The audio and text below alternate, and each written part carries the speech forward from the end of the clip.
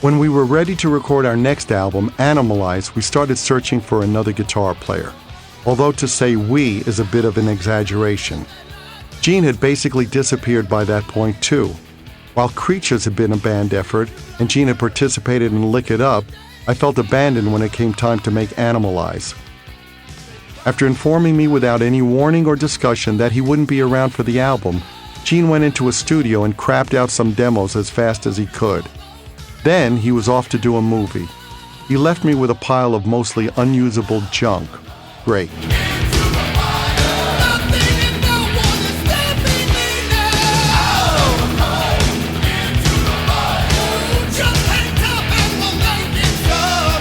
A guitar maker named Grover Jackson had put me in touch with a goofy, oversized guy named Mark Norton. Mark wasn't the sharpest pencil in the pack, but he played in the style that had then become popular. Eddie Van Halen had completely changed the game by this point, and everybody wanted to be fast and flashy, tapping, playing with two hands and their nose if you let them. Mark, who called himself Mark St. John, everybody was Saint something or other in the 80s, proved somewhat difficult to work with too, though for different reasons than Vinnie. One afternoon I told him, "Come in tomorrow with a solo for this song." He came in and played it the next day. It was pretty good. "Cool," I said. "Now play it again." He played a completely different thing. "What?" he said. "I can't play the same thing twice." "That's how this is done," I said.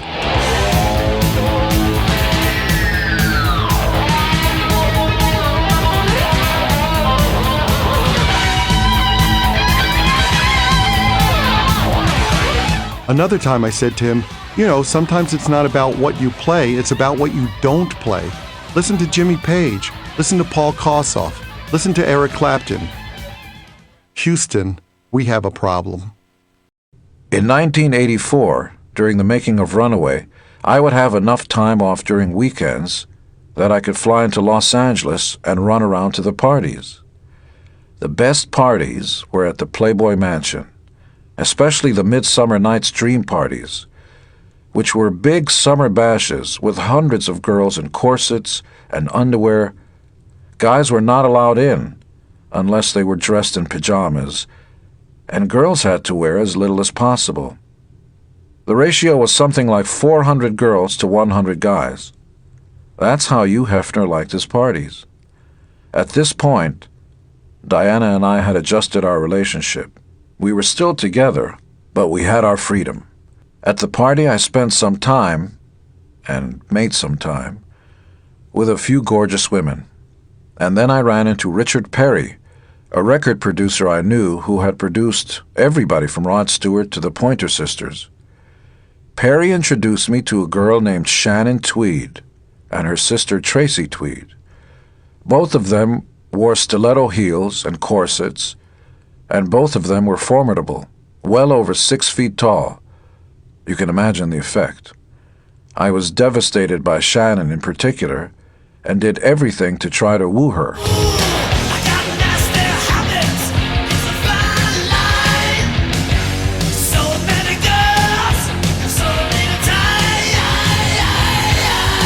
We talked for a while. At first she wasn't interested, but after a while she came back around to talk with me. Then she took me to the library, where a secret door behind a bookcase opened into a passage that led to a wine cellar below. She sat down on a table in there, and I remembered thinking this was clearly an invitation. But 5 minutes went by without any sex, and then 10 minutes. I remember just being lost in conversation with her. She came from Newfoundland in Canada, and I came from Israel. And we started talking about the strangeness of America and how we both felt like fish out of water. In the end, I managed to get Animalize done basically on my own. I fixed Gene's songs, fixed the band situation, pulled solos out of Mark, and saw through the making of the album. I also named the album, designed the album art, and arranged the cover photo shoot. On top of it all, I spent big chunks of time in our office personally promoting the album, glad-handing radio people, cajoling MTV into playing the videos, and doing all the things a manager would normally do. But despite his minimal involvement, Gene still wanted his name on the album as a co-producer. and naturally he still expected a share of the money equal to mine. I didn't think it was fair. I wasn't getting half of whatever he was getting paid for his extracurricular indulgences.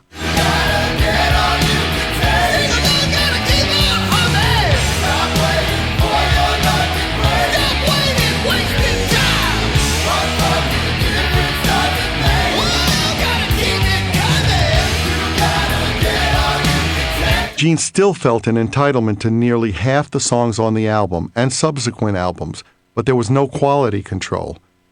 Most of those songs are forgotten today, and not by coincidence. He simply wasn't putting enough time and effort into the band. I didn't care who wrote the hits, but if he wasn't even trying, there was no way we should pretend it was a partnership. I started to get pissed off about all the time he spent on other things, whether it was movies, working with other bands, or cutting ribbons at shopping centers. I felt very strongly that we needed to commit to the band for it to survive. It was a crucial time. Whether or not he liked it, he was still Gene Simmons from Kiss, and I didn't want him to destroy what he was standing on as he reached for other fruit. He was taking the band for granted, or worse, he was abusing what we had built together, and for what? A lot of things he was doing would prove a waste of time. I didn't understand his need to bask in whatever questionable spotlight he could find. I saw one of his movies and thought it was embarrassing.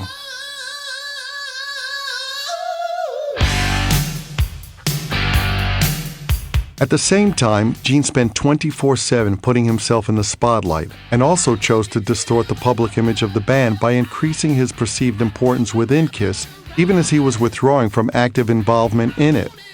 Resentment started to simmer in me. After we shot the cover photos showcasing Mark, he came down with a rare arthritic condition.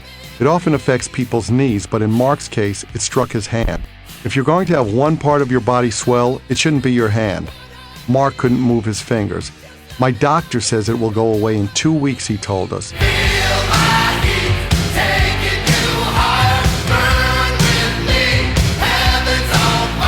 I called him every day. Any better? No. Finally, we had to go out and tour.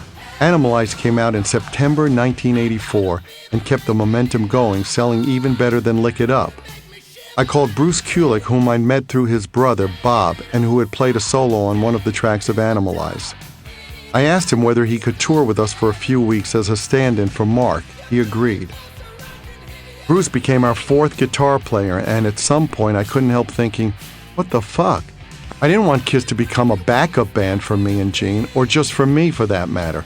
We weren't Ozzy or Bowie shuffling through musicians, or at least I didn't want to be. This was supposed to be a band. I tended to frown on groups that went through numerous lineups.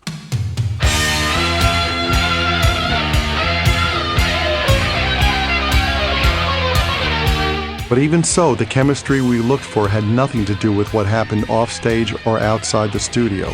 That ship had sailed. We looked for functionality.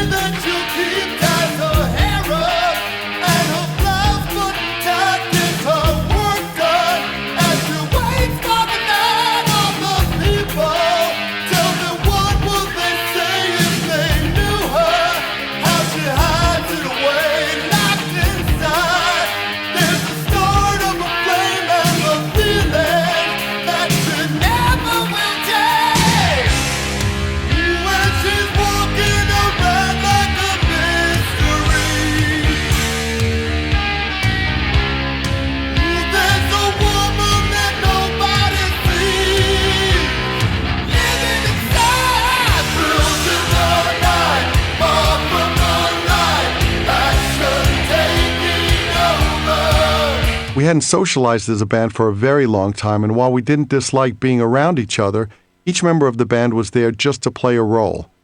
We weren't riding around in a station wagon telling jokes anymore.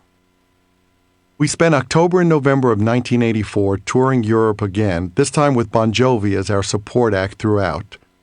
We had an impressive track record of picking winners: Bob Seger, John Mellencamp, Tom Petty, AC/DC, Judas Priest, Rush, and Iron Maiden were all among the acts we'd chosen to open tours. Bon Jovi had a minor radio hit at that point called Runaway. John Bon Jovi was a smart guy and always sat with us at the hotel bar and asked questions about how various production expenses broke down. He was intent on getting as much information as possible, and he asked business questions. Now that we were basically managing ourselves, we had the answers. Near the end of the tour, Bon Jovi's manager, Doc McGee, approached me. "Would you be willing to write with John for their next album?" "If you want to write with someone great," I said, "call Desmond Child." I gave Doc Desmond's number. Maybe a year later, Desmond came over to my apartment and played Slippery When Wet for me, the album he ended up writing with John and Richie. I was impressed and called John afterwards. "I think this could be a big album for you," I said. An understatement, to say the least.